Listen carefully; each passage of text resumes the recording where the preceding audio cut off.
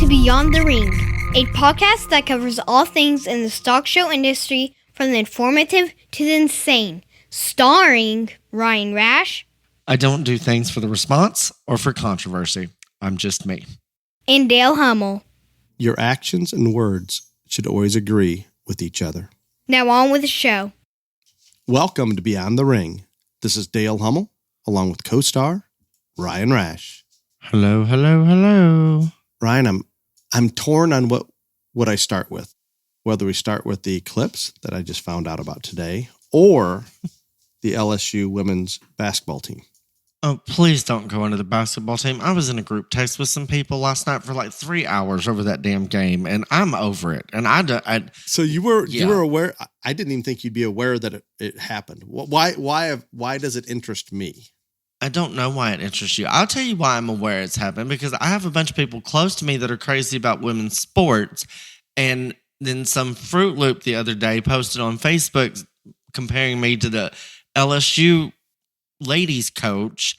And so it's all been a thing. Yeah, I am over all of it.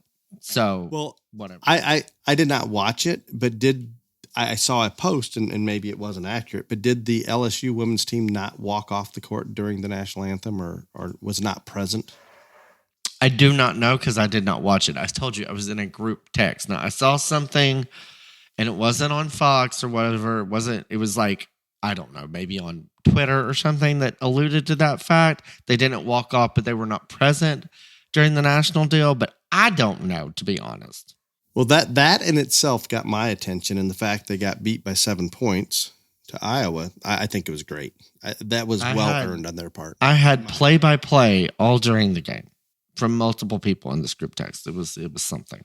Well, I would hope that you do not have people in your group text knowing the attitude and the woke shit that they are pulling by not being present for the national anthem and respecting that. We're not LSU fans. They were all pulling for Iowa, but it had nothing to do with the national anthem. I'm just going to be real honest. That was never brought up. Got it. Well, that is what dictated who I would prefer to win. Just is what it is. And those you didn't even know about it, and the game was already over. That's nice. That's you prefer it now. But no, yeah. Okay. Mr. Fugate told me about that. This was happening. He said this was an interesting game because of the extreme contrast in the players, if that makes sense. And I don't know that I need to go a lot further, but it does appear to be respectful and whoa, that's enough for me. I'm out. Sorry if I offend the LSU women's basketball fans out there, but it is what it is. There you go. The eclipse. We're recording on a Tuesday, Wednesday. I don't know. It's Wednesday, isn't it? No, today's Tuesday. I just now learned there is a eclipse, I believe, next Monday that is causing disruptions in transportation, rental cars, airports, hotels, many, many things. And I wasn't. You can confirm I live in a bubble because I was unaware of that happening. Yeah, I don't know much about it other than there's a path and it's supposed to last no longer than 4 minutes. But this is a big deal because if you're in that path, then people are paying big bucks to like come there and see it and do it and whatever and all this other stuff. So I wasn't aware of it till like last week, but shows have moved. You can't get a hotel. You can't get a rental car or anything if it's in this narrow path that this eclipse is happening. So yeah, it's a big deal. Very interesting. They claim it'll be total darkness. And I that intrigues me. I don't remember that in the past. Maybe I was never in the path, so it never experienced it. But if it's pitch blackout for 4 minutes, that's kind of a big deal. I'm okay with that being a big deal. I can't envision that, nor do I know that that's what happens, but that's what I am told. Again, I don't know what's going to happen. I don't think I'm going to be affected by it because I don't think I'm in the path of any of it. So there you go. Okay, I have another question for you, a Trump question. God. Are you ready? This is not even question. Yeah. It's like question and answer in the current events section. It's great.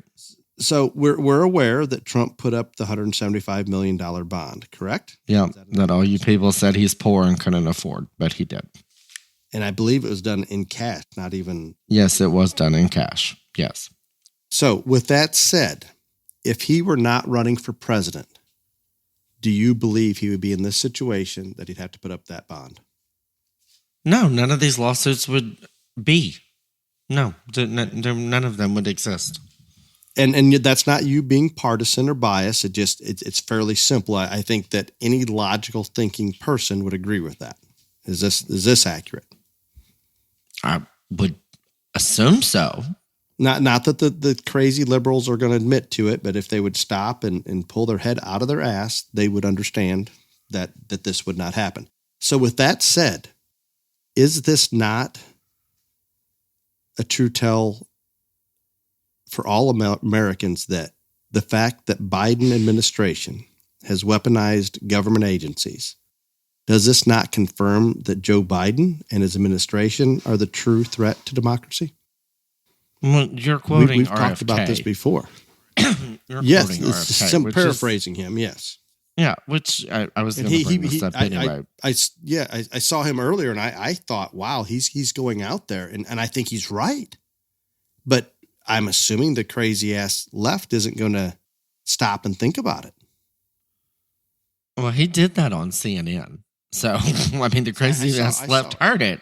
So, whether they think about it or agree with it, but no. Well, I mean, but don't you think it's dead on right? Well, the deal is that he said that Biden is a greater threat to democracy than Trump is, and he wanted to explain that Biden is the only president in U.S. history that has weaponized the DOJ against their opponents or has used the media or specifically social media to censor the messages that goes out there, all this other stuff. And I think he's right. He's 100% on, but you'll never convince that side that is correct or right or anything else. And even if deep down they believe it, they probably think Trump deserves it because he shouldn't be running for president, according to them, which is their right to believe whatever the hell they want to. But yeah, I mean, it's ludicrous and it's dumb and it's not going to work. I mean, obviously they haven't even, this will eventually, like this deal in New York will eventually get to the Supreme Court. And it's the first court it goes to. They reduced it from $454 million to $175 million.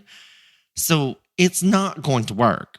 And I mean, he'll get his money back and it will all be whatever. And it'll just be another blip in history. But yeah, no, he's right. You're right. I mean, this is all just because he. Yeah. And I've heard other conservatives, I mean, basically not those exact words by means, but state that. And again, RFK obviously is upset with the Democrat Party, so it doesn't shock me that he's going to come out and heck, he's just stating the truth. But that's the first time. And now that you said that was on CNN, and I wasn't aware of that, I actually heard some of the pundits kind of talking about it, and eventually figured out that was RFK that was the reason they were talking about it again. But the fact that was on CNN and they allowed it even to air somewhat surprises me. No, it was on an interview with CNN. Well, I don't think he told them that he was going to say that, but I mean, it came out. They would edit it out, is what I would. Well, assume, it was live TV. You can't edit live that TV. Works. Got it. I wasn't aware. Yeah, no, that's interesting to me. So I don't know. There was something else I discovered today, and I guess I don't think you and I have ever talked about it, and I wasn't aware of it. And again, maybe I was one of the few that wasn't aware of it.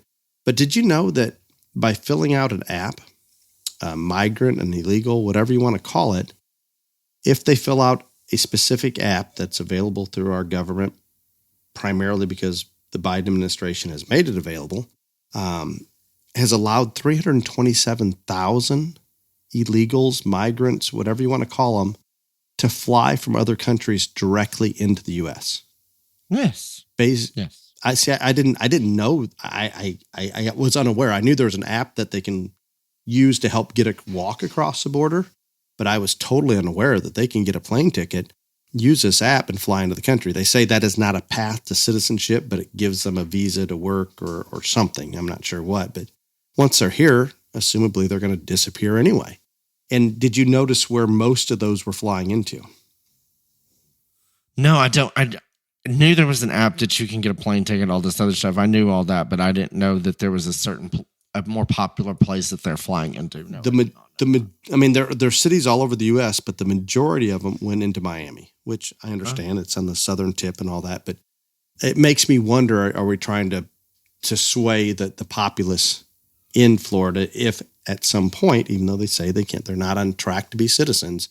I question all of it. And again, conspiracy theory, whatever you want to say, I see no other reason for doing things like that. Well, and this is not something I don't think that's going to work in Florida. Don Juan has very strict voting rules. Like, I'm pretty sure you have to have voter ID in Florida. Yes, and I think you should have voter ID, a chip implant, retinal scan, DNA test. I can go further and further for voting purposes. I don't think I would. I don't believe that anybody's going to adopt those, but maybe Ronnie will. Ronnie D would be the one if anybody's going to. Maybe Our Lady out in South Dakota as well. I'm not sure, but this supposedly this ability of the administration to allow this has been happening, but never on this level. But I wasn't even aware of it. I was totally confused. When I, in the past, have applied for what's called an H-2A employee, I have to fill out a lot of paperwork. I've got a recruiting agency that's doing paperwork. They recruit somebody from another country to possibly come and work for 6 months or a year. It seems very complicated when it looks like somebody could have filled out an app, got a work visa, and came and worked for me. I don't understand. Very confusing. Well, you'll know for the future then. I will. Did you see the footage? I'm sure you did, of the illegals rushing the border in Texas and coming across and getting arrested. I believe 100 of them were arrested. Yes. What were we missing? What did you not see in that footage? I don't know, but you're the border boss, so I'm sure you'll enlighten us all. All there was National Guard. There were no Border Patrol there. And the reason they came out and stated that, the person that pointed it out, obviously they're all, for the most part, processing illegals to ship them all over the country.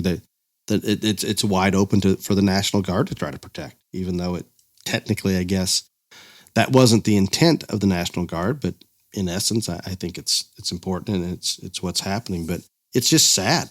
It really is sad. And those that rushed that border and injured, I believe, some of the National Guard and clearly were violating whatever rules you want to say were in play, were detained. And now the judge has released them because he said the district attorney wasn't prepared to try all 100 of them, which was only a few days ago. I can understand that. It just seems like crap. And I'm a little disappointed that a judge in Texas would cut them loose because there wasn't time to prepare a case against them.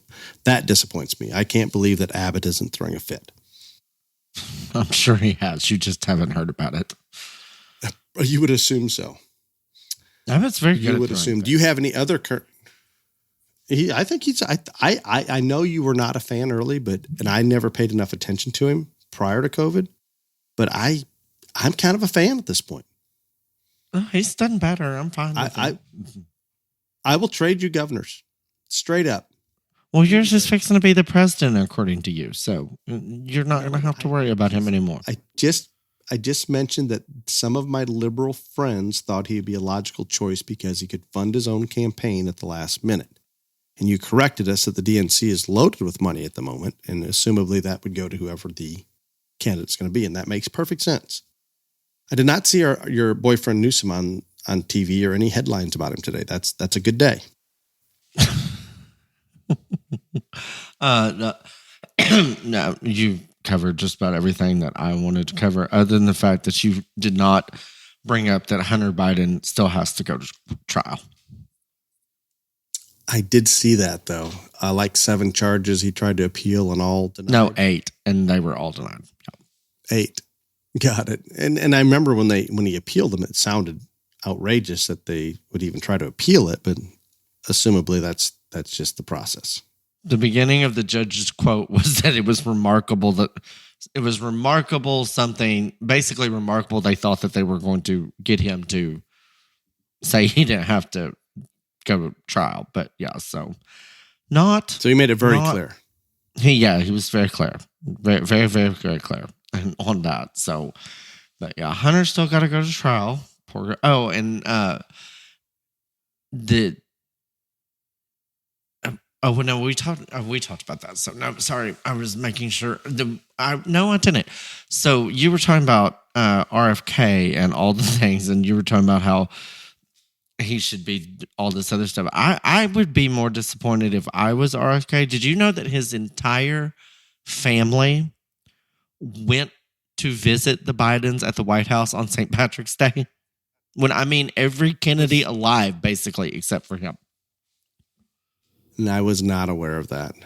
And Yeah, there are some things in big old group picture, all this other stuff. I was like, and so his sister, when all this came out about him going on CNN and saying that he was a bigger threat, that Biden was a bigger threat to Donald Trump, whatever, his sister came out and did an interview that she hated going against her brother because she loved her brother, but that the fact that he could possibly win the election for Donald Trump was more meaningful than blood, or was more dire than blood and all this other stuff. And so then this is when I saw the group, and she talked about when they went to visit the entire Kennedy family compound, as she quoted, went to visit the Bidens over St. Patrick's Day.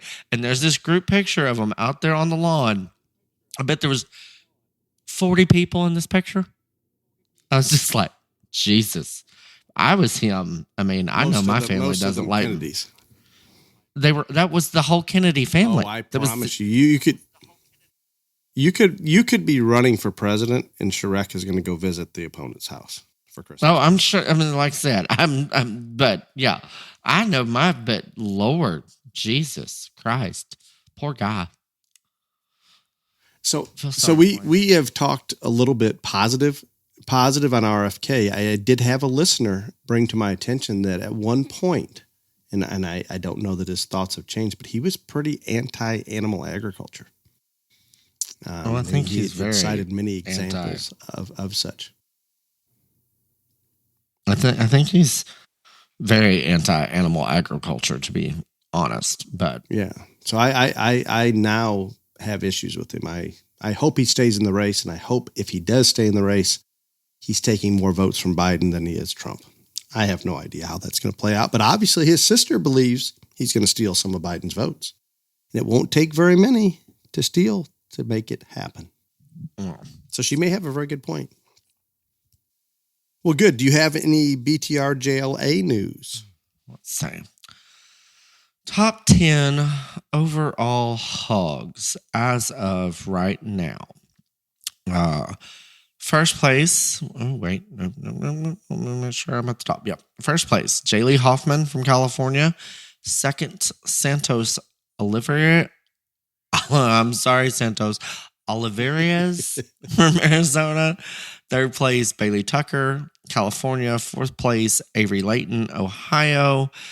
Fifth place, Roxanne Coates, Arizona. Sixth place, Sadie Vino of California. Next is Maddie Coates of Arizona, followed by Tayton Martin of California, Kay Campbell of California, and Colt Mello of California. So congratulations to all of them. Congratulations. It's time for the Midwest to crank up some hog shows. It's time. All kinds of shows. But everybody, you get all worried. Like, this is the time that California and Arizona have a lot of shows, and then everybody else will start having shows. The beauty of the system is you can only count 10. It would be different if you could count 100. You can only count 10. So I think if you count 100, then guess what state wins? Probably Texas. I think Texas wins. I mean, I think you could be almost anywhere in Texas on a given weekend and have at least 2 to 3 jackpots almost not year round, but almost within driving distance. You are probably correct. I think we should have another division that you can count 100. I'm curious how many shows you get to. Oh, okay. Let's not. It is time to give ShowFresh H2O a try. If you're on the road and expect show stock to drink chlorinated water, good luck. It's a likelihood that will happen, and they will consume as much as they do at home is not good. Incorporate ShowFresh H2O into your protocol, and any resistance because of chlorinated water will no longer be an issue. You can purchase ShowFresh H2O at your local farm store, Show Supply Trailer, and at swampfox.com. Very In good at your opposition, water boy duties. I take hydration seriously. I don't know if you knew that. Very well aware. Yep, very well aware. Yep, I believe it is one of the key components to success across the board in I guess mostly market species, but I think you could even swing over into the breeding species. Today's topic, even though there was some opposition to the topic, we won't talk about who that might have been, but there was some. No, I'm going to talk about it because I'm going to tell them. Trends. What drives trends in the show ring? This is the shortest topic ever in history. Yep. Judges. Please. There you go. Judges. Time for question and answer. Let's go. Wouldn't that make a nice short evening? I could get chores done early. It'd be all good. I agree. And I'm almost going to agree to the point that I believe judges have as much influence or more influence than the other combining factors. So yes, there are judges, no other factors. There absolutely are. I can assure you that whatever species we talk about, there are breeders out there that are pushing a particular type, and it's most likely, you would assume, the type that they're raising because that's the type they probably prefer. But there is no doubt that they have some influence. Now, they may also be judging, so you could classify them as judges, but just in their conversations with those judging shows or visits through collegiate judging teams or whatever it may be, there is no question that is coming into play. And I think to a certain degree, obviously, as show stock breeders, you're going to raise animals if you're in this not as a hobby, but rather a business and your livelihood is derived from this. Your goal is to raise animals that can go into feeders' hands and win shows at whatever level you are targeting. Some may be locally, some state, some national, whatever it may be. So with that in mind, you would assume that you're going to try to raise animals for the most part that fit that particular trend. That's much easier said than done. And a lot of times that trend may go against what is realistically possible for those breeders to do on a large scale, if that makes sense. And when I say that, whatever species we may be talking about, let's use hogs for an example. When hogs were so large framed and so raw and just no body fat, no body, structural disasters, too straight, both ends, those kind didn't reproduce real well. I'm not saying show pig breeders didn't propagate some of those, but it didn't work real well. And that takes me to the other thing, Ryan, that I think another avenue that I think drives the trends, and I've seen this in at least a couple species. So when the trends go so far one direction, what I call too far, they go over the edge where it becomes a train wreck in structure or whatever it may be, a train wreck of some sort, there's a strong push at that point to correct it. And I think we've seen this. I mean, the hogs is one I will go back to because the trend seemed in my lifetime, I've seen the trend in hogs change more rapidly than the other species for various reasons. But I think when the trends get to that extreme, when I think about, and Ryan, I don't want to age you here, so you don't have to tune in, but I can think about cattle. I wasn't around for what they call the baby beef era, but the really, really small cattle. But Dr. Hunsley and Dr. Ritchie, a few of them brought us out of that and made cattle bigger and taller and so forth.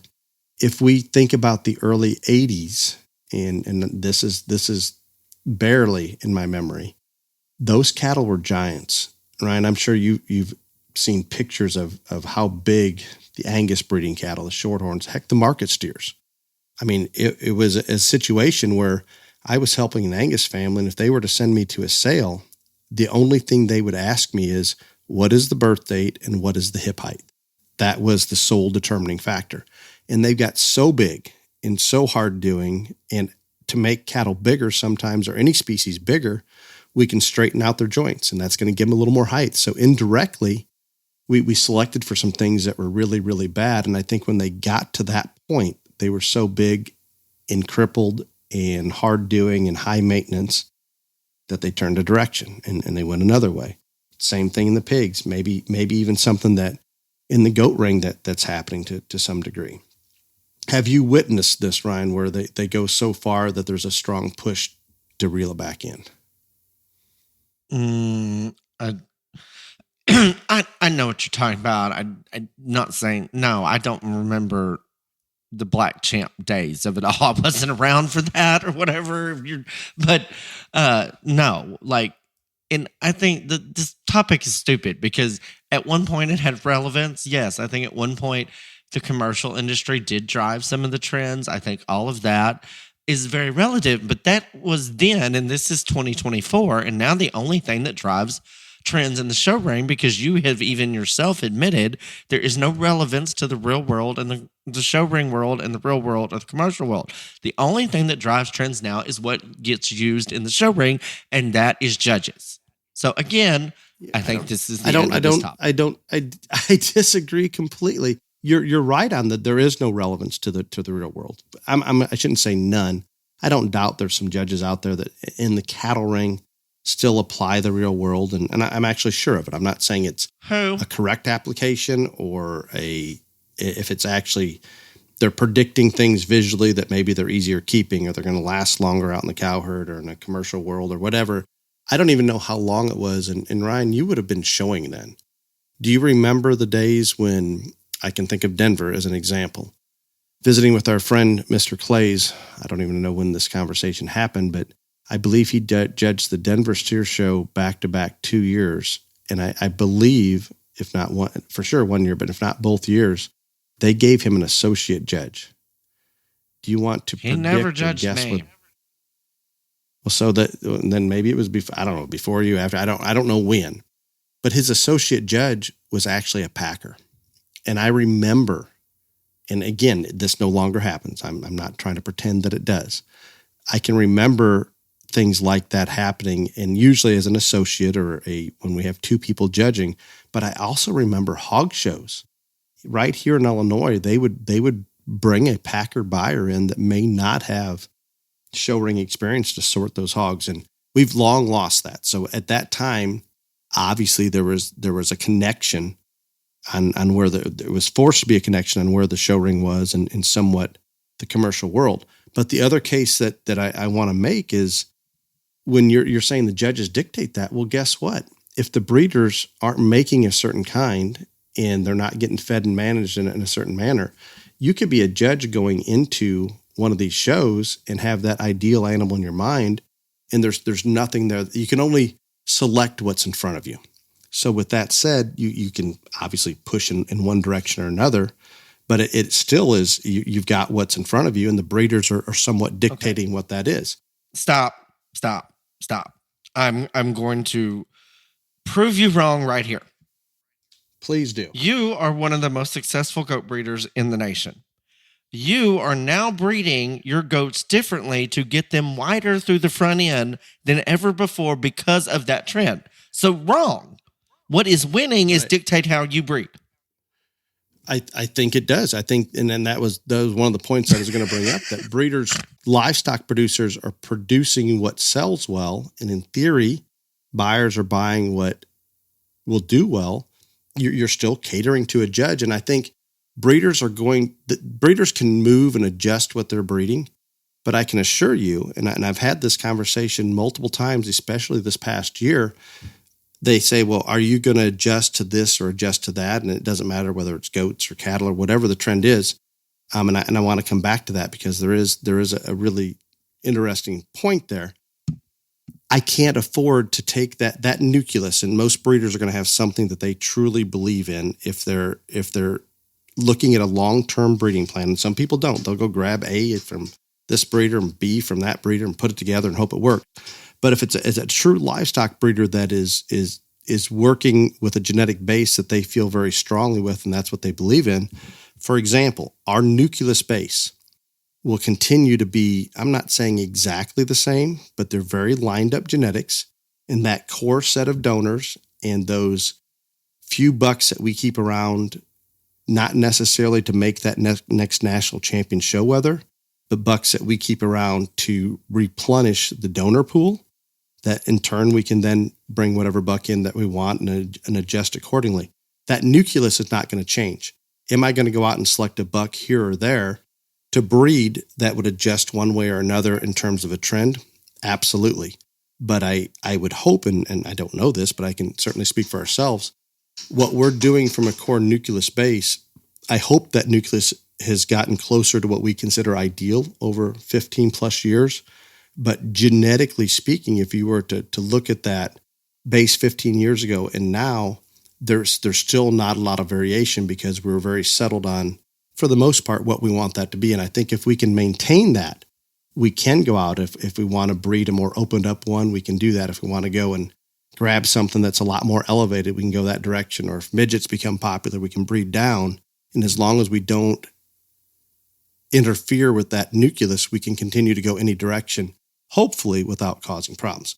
I am sure that's confusing, but absolutely. And I think breeders are going to adjust to a certain point. I think sometimes some are adjusting more to what buyers are going to spend money on, and that is not always exactly what's winning. Ryan, and I'm. What did you just say? I think breeders are going to also produce animals that sell better. And I don't know if those are always the ones that are going to win. In other words, if we have a sale. So now you're saying that these people are out there buying animals that aren't going to win.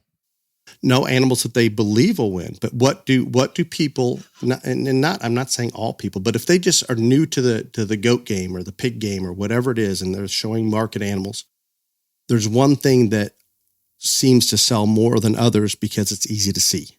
And that's muscle or width or thickness, however you want to determine it. And that doesn't necessarily mean that they're built right or other things that when they get to a show, a judge is going to evaluate. But I can assure you, particularly a lot of people that are just getting started, and we have those in our industry coming in all the time, dollars gravitate towards those things. I think you could even say across species to a certain extent because it's easy to see. And I'm not saying it's right or wrong, but there's a lot of people out there that are selling a lot of animals because they're. You're going to have to let me get a word in edgewise here because you're just talking. So, Please. You are correct. Muscle sells. Not only because it's the only thing that's easiest for people to see, but we have talked on this podcast a million times that it's the easiest thing that judges see. So again, it goes back to judges. I would like to give judges more credit than that. You haven't before. No, there's judges. You have talked. No, Dale. We have talked about this. Are you saying you can't see more than muscle? No, I'm saying I can, but I am saying that we have talked about here on this podcast, and you have agreed that the large reason that more times than not, animals are jacked with to get the most amount of muscle, all this other stuff, the heaviest muscle, because it's the easiest thing for judges and spectators to see. You have stated that yourself. But wouldn't you? No, I agree. But wouldn't you assume that the better evaluators can go beyond that? They should. Not only the judges, but I think there's showmen, evaluators, people that are buying. I think there's all ranges of them. But what I'm getting at is that sometimes sells, and if you're in the business and your livelihood's coming from that, indirectly, subconsciously, whatever you want to say, sometimes you're going to push that way, and things are going to go a little bit that direction. Okay, I've got another, and you can come in however you want on this one, but another thing that's affecting it, in my opinion, and I can use an example here. Social media, and take it for whatever it is, but there sometimes are animals that are posted on social media that get a lot of attention. And those animals in turn become desired. It could be an animal that's selling an online sale and ends up bringing a lot of money. But when a lot of people are looking at that one, and it may be one that's already probably trendy in the show ring anyway. But I can think of our very first doe that we ever clipped up. She was crazy colored, unconscionably long-haired, all of those things. And we clipped her kind of like a club calf because we knew no different. We put her up on social media and wildly popular. For the most part, to my knowledge, the first one that maybe had that kind of hair and maybe was presented that way. I don't know that she was that much different than all the other goats out there, but because of the hair and because of the presentation and the fact that social media was just coming into popularity, that particular goat was way out there at the time.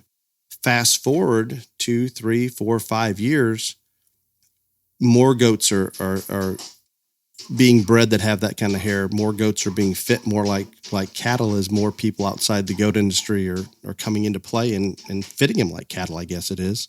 So that exact look, that hair, that presentation became popular, and eventually now it is actually the norm.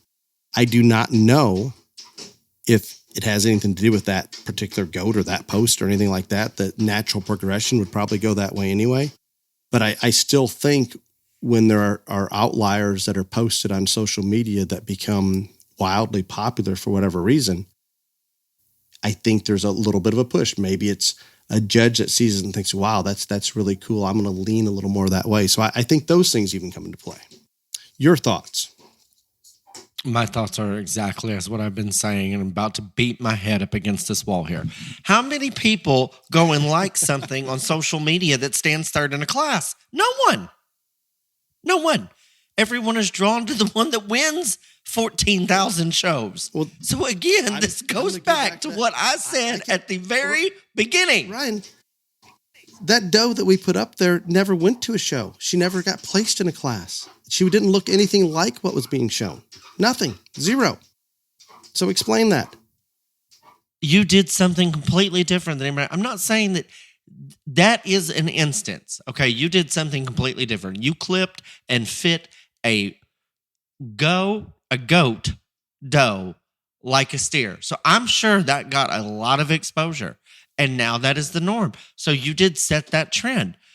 But Dale, if maybe that goat didn't go into a ring, maybe she never won anything. If that way of fitting and clipping them did not produce results in a show ring, it wouldn't be a trend because nobody is going to do something that doesn't win. This is simple and logical. I agree, but at some point stop. Like that, somebody had to do something different. Go ahead, please. Okay, so would you like a gold medal or a cookie? What would you like? I mean, like, I don't understand.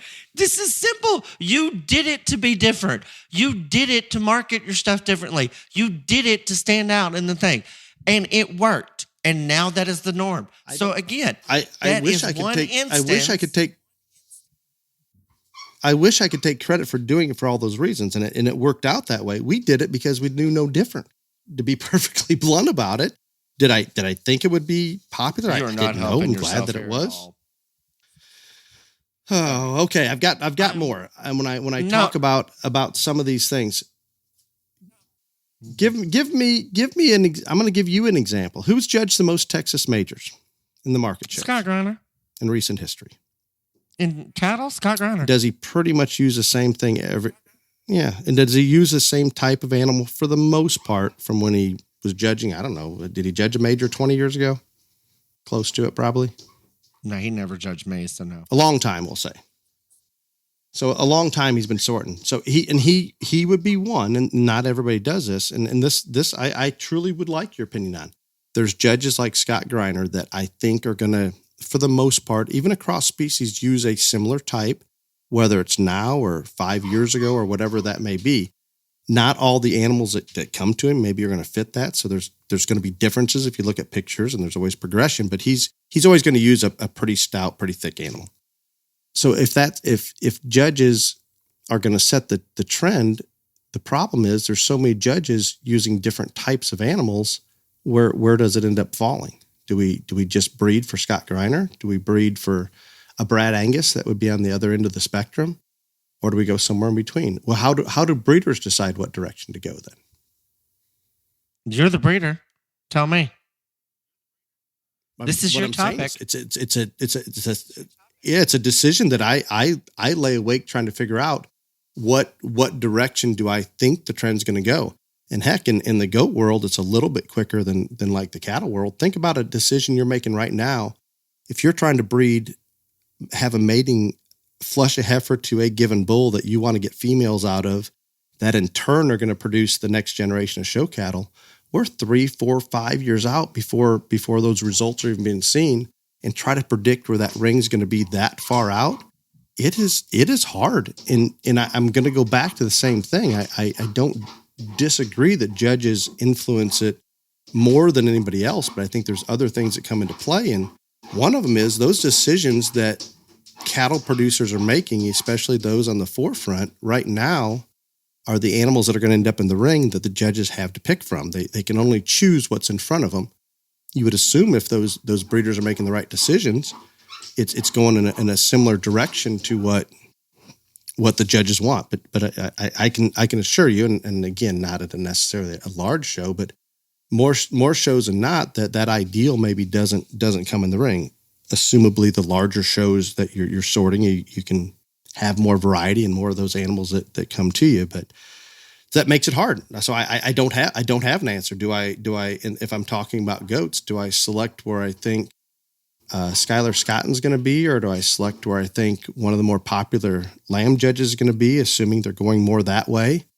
But I think if you're in conversation with other breeders and there's somewhat of a consensus that, wow, we've made these goats, we've selected so hard for more mass and maybe not enough structural integrity, I think that's a general consensus right now that most breeders are going to be making decisions to make them better built. Consequently, there's going to be better built goats show up in the ring.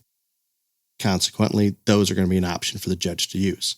So I think it all ties together. I think it's all encompassing rather than just absolutely the judge makes the only decision. The animals have to be there for them, and that starts with the breeders. So I don't know. I wish I knew. If I had an easy answer, I could breed for it and life would be simple, but I promise you it's not. All right. Just you be quiet for a minute and let me make my point. Okay? Please. So you just said that the breeders have to put out there what the judges use. So it's not the judges, it's the breeders. All right? I'm going to tell you that that's a bunch of bullshit because the breeders are going to breed what wins because that's what sells. And do you want to know how I know this is a fact? I'm going to give you an example.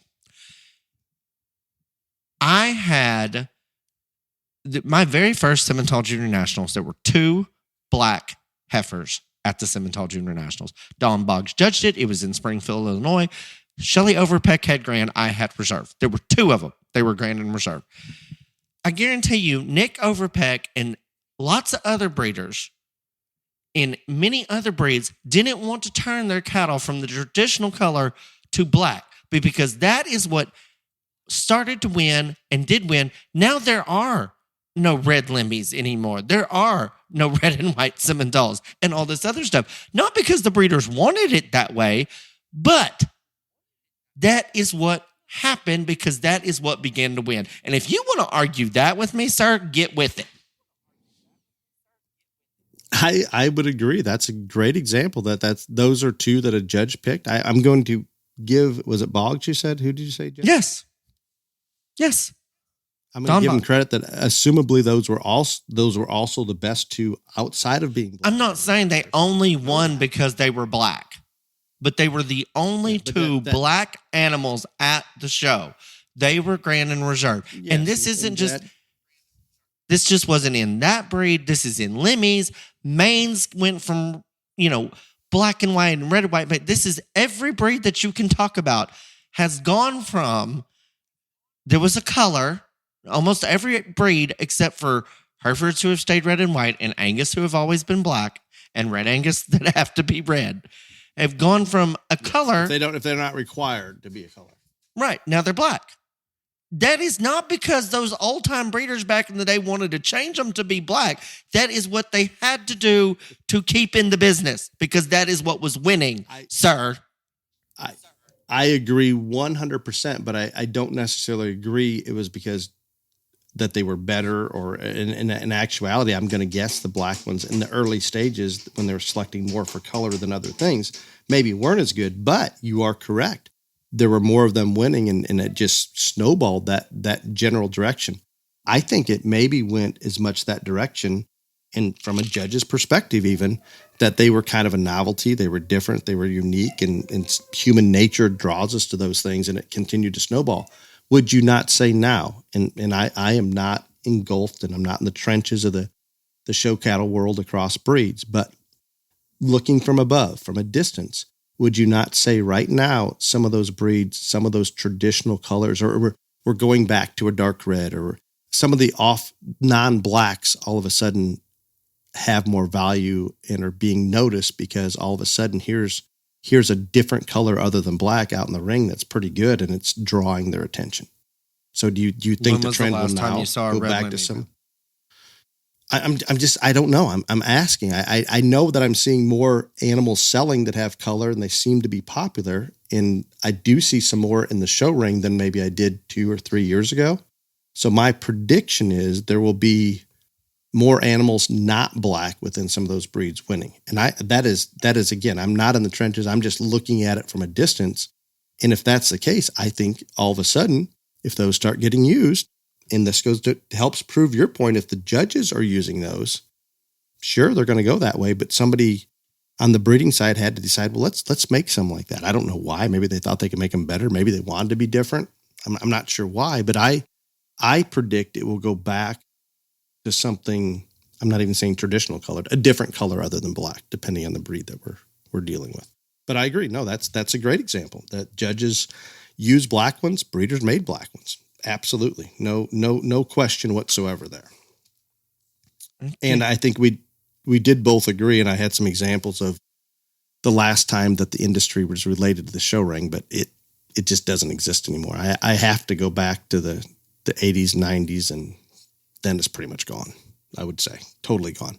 The only thing that I can think of in recent history that has some impact, has had some impact, and again, this is my theory, I could be wrong, but Ryan, what about, I think we've talked about this before, market weights and steers over the past 10 or 15 years, an acceptable weight for a judge, and I know everybody can do what they want, but in general, the acceptable weights have continued to go higher, correct?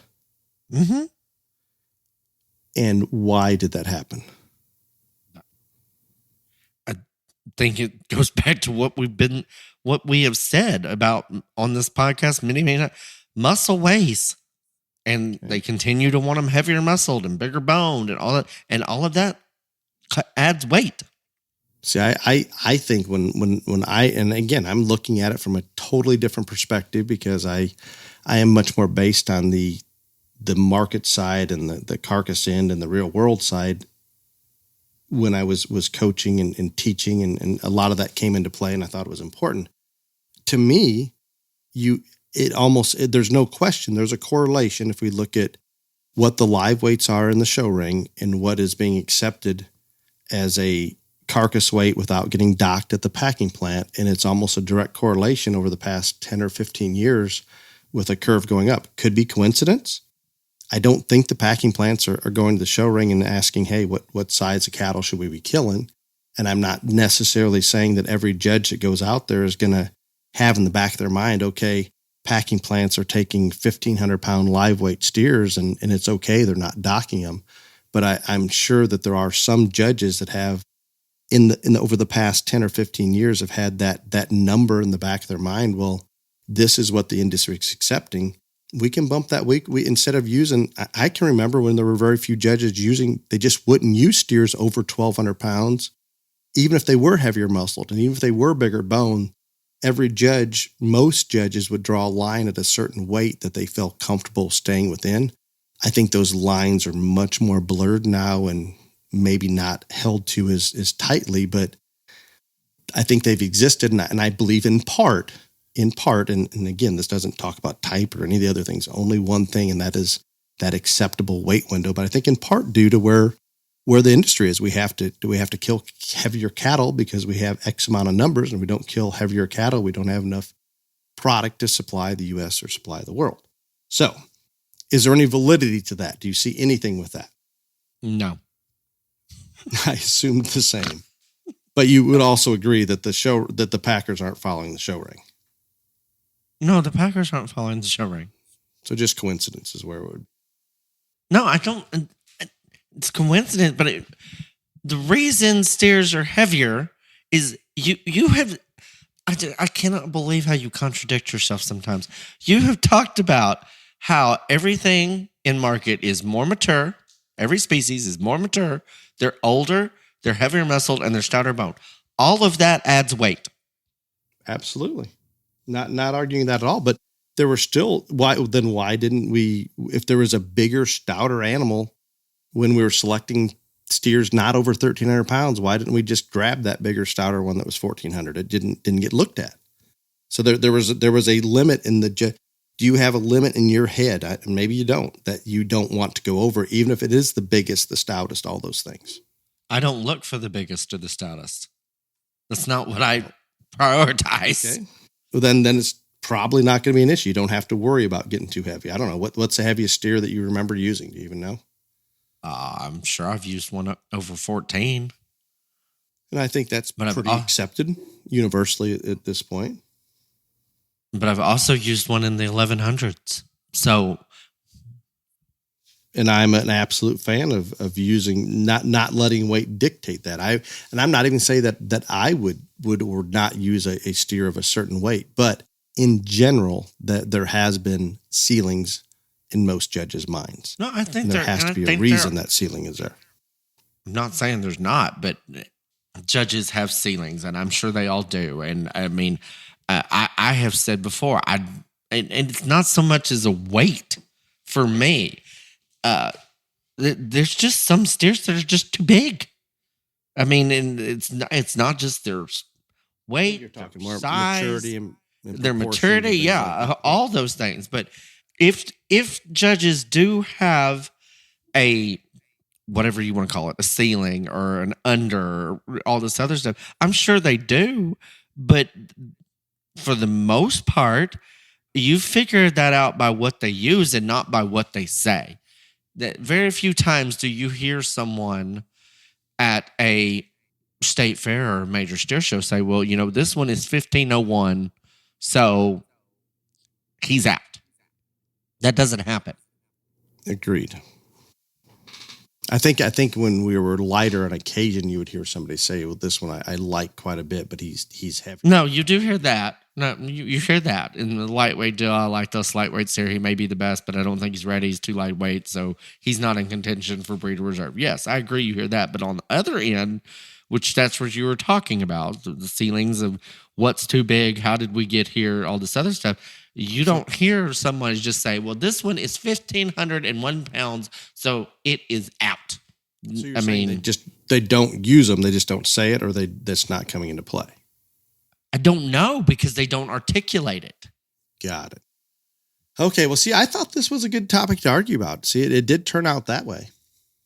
Uh-huh. Yeah.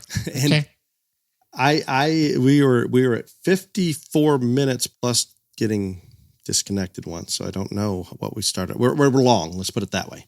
Are you ready for the real question and answer? Not the current events question and answer, but the real question and answer. And before I start that, there is one thing. We can end on a positive note that we both can agree on. I hope. And I haven't talked to you specifically about it, and I about forgot this. So we know trends.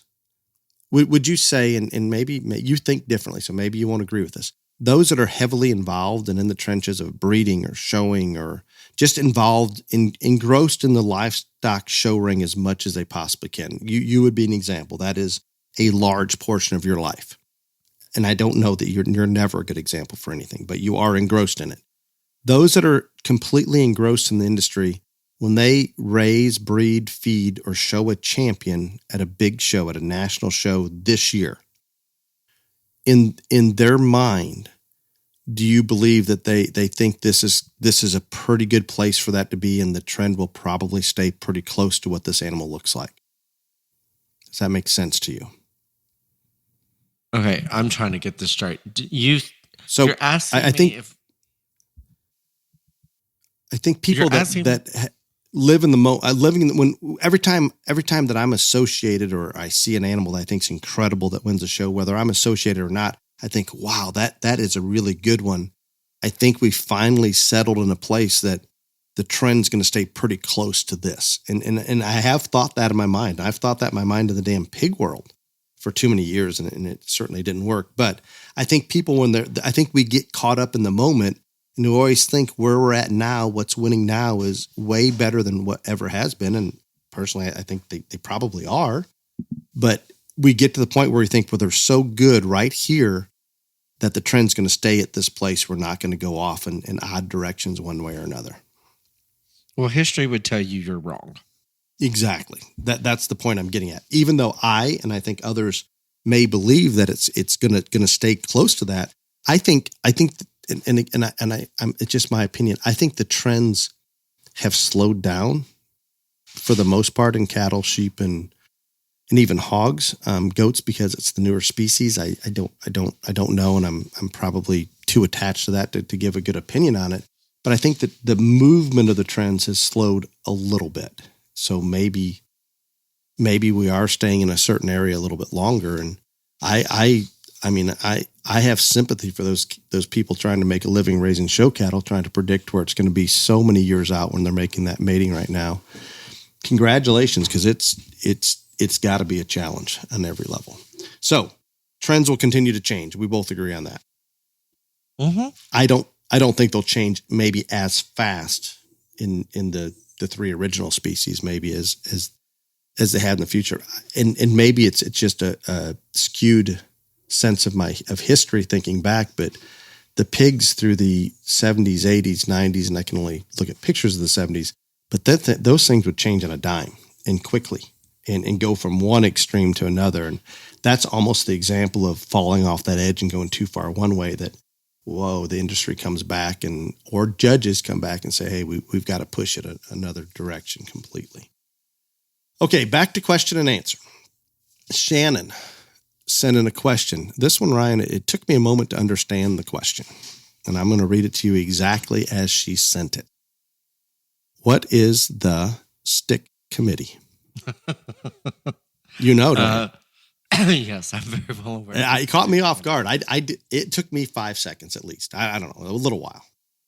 The Stick Committee is a group of volunteers at the Houston Livestock Show that they have these yardsticks, and they control the traffic going down the main aisle to and fro the various arenas. That is what the Stick Committee is. And I think that Stick Committee people are great. They get yelled at and screamed at and abused. And without them, it would be a gigantic mess. And I am the first one to put up a funny meme about the Stick Committee. I did it about send the Stick Committee to the border. Nobody will get through all this other stuff. But in all seriousness, I know a lot of those people by first name. They are good people, and they are, there's times where it is inconvenient for everyone, and I get that. But if it was not for them, Houston would be a hot ass mess trying to get your animal to the show ring, and that's just facts. So that's interesting. May I have follow-up questions on the Stick Committee? Is that allowed? Sure. So I don't see the Stick Committee at the other majors, and when I think about it, no, they're set up in a manner I can think of, and I'm only referring primarily to the goats, but San Antonio, they're set up where they can go to the truck when they exit or the backdrop, and it's all gated where people can't interfere with that process. Where obviously at Houston, they can. The show arena is set up more in the middle where they can completely encircle it. Is it truly called the Stick Committee? Yes, it's called the Stick. I think so. Yeah, I'm pretty sure. And like most committees at Houston, people will wait possibly years to get onto the Stick Committee. Yeah. That just is that's a tribute to the dedication and what that stock show's done within that community to promote itself. I pat them on the back. I don't know how long ago it started, long before I was ever aware of the majors, probably before Ryan was born, but somewhere in there that the image that they've portrayed within that community is unbelievable, where it's a true honor to take a week or two off of work to go volunteer to work with sticks or park cars or whatever it may be. And thank you to all of those out there that do that. And I believe it is an honor because it's such a highly sought after and respected show. Just whatever. You don't see a stick committee at the other major shows in Texas and probably anywhere else. But there is no other, and I don't want any other shows to get their panties in a wad, but there is no other show that gets more traffic from people that are not livestock exhibitors by tenfold than Houston does. And I don't understand why. I don't get it. I don't understand it. But there are more people in that barn at all periods of time of the day, every day of that show, that don't belong and don't understand. And that's why the stick committee has to be there. It's not that way at the other shows. It's just, it's not. And I think it's an attribute to just how they've promoted themselves and how they're looked at within the community. That's a big deal, and people want to go and see it. And think about the educational stuff that they have out there for the school kids. I mean, that draws in, I don't know how many school buses a day, but there's a lot of them that go through it. And it's a great educational event for animal agriculture and what they do there. So they've definitely positioned themselves and earned respect within the community, and they're going out of their way to provide a environment to invite people into, I guess, maybe is the best way to put it. So we are on the same page on that one. If for those of you that have never been there, and I'm not saying don't go to another Texas major, they're all, to me, the first time I had the opportunity to go to any of them, if that would have been my first show that I went to as far as a major, it's pretty overwhelming. But you add on there some of these things that Houston is doing, it's a pretty incredible event. Next one comes from Patty. Hello, Dale and Ryan. Have you thought about doing a podcast about the new American Royal facility? For example, the progress, the time frame, plans for the new facility, including educating the public on agriculture, what it took to make the move happen, and maybe some history. I'm not against it. I think that we would have to get someone from the American Royal to agree to come in, because we don't know anything about it or anything like that. And I'd be honest with you, I wouldn't even know who to call. And I'm gonna be very, blatantly honest. That may show my ignorance. I do remember visiting about a new facility and where it was going to be and a lot of those things a few years ago. I'm unaware of where the plans are right now. I don't know. Assumably, if Patty asks this question, it's proceeding forward, and maybe it's in the very near future. I know we talked a little bit, Ryan, about Denver, or I did, about their incredible facility that looks like was under construction this year, that I think is going to be pretty amazing. Assumably, if the American Royal is building one, it will be pretty nice as well. I think it's all good and always open to do those kind of things, and I think it may be of some interest to people. So yeah, no, Patty, that if there's somebody from the American Royal out there listening and they were willing or wanting to do that, I don't see any reason not to. But I can assure I'm certainly not up to speed to even talk about it. Yeah, I know I'm with you. I know there's plans for one. There's supposed to be one. They're in the process, but where it's going to be or anything like that, I have no idea. So if anybody knows anybody from the American Royal, or anybody that's in charge, or anybody in charge at the American Royal is listening and wants to come educate everybody on the new facility, I think we would be open to that. But again, I don't think Dale or I would even know who to call. So, well, I can at least get a contact number on that. I don't know who they would have in charge of it. What I'm curious, Ryan, and maybe you know some of this. For example, the new facility at Denver, it has to be an outrageous number what it is going to cost to complete that project. I'm assuming if they're building a new American Royal facility, stupid number is all I can say in terms of cost. Who's paying for this? That would be a question for them. I'm sure that there's maybe donations and maybe state matching funds. I don't know, but I'm curious because it's a staggering amount, I'm sure. Okay, where are we at here? Patty was our last question. Justin, hi, potential question and answer here. What have you heard about recent confirmed cases of avian influenza in ruminants, and what, if any, effects do you see this having on the stock show world? Is he talking about bird flu? Yes, that would be. Oh, I don't know. There's somebody in Texas that got it from a dairy cow. That's all I know. That would be accurate. I believe, and again, I don't think this just came in. I think this has been sitting in the message box for before this happened. A few weeks ago, probably when he wrote this, there were dairy cattle that came up positive for avian influenza, bird flu, whatever you want to call it, in both Kansas and Texas. And here, just a day or so ago, there's actually a person that tested positive for such that had been exposed to those infected dairy cattle. So, Justin, I think it's a very valid question. I think, like a lot of things, we always worry what's going to affect our show ring, and some of us, including me, live in this bubble and just think it's going to go on forever and outside factors don't come into play. But yeah, they do. I don't believe this will affect anything, primarily because transmission from dairy cattle to humans, this is maybe the second case, there's very limited numbers, so it just doesn't happen. And this particular strain, as far as I'm aware, and I'm sure there's a lot of different strains similar to this, if not identical to this, rarely pass from human to human. It's not not overly contagious type disease. With that being said, I hope we don't hear anything more of it. It is my wishes that this doesn't ever even come up again, that person had conjunctivitis, pink eye basically, for a little while and was fine. So it wasn't anything serious, but let's hope it just ends there, and then we don't have to worry about it. But good question. I think okay.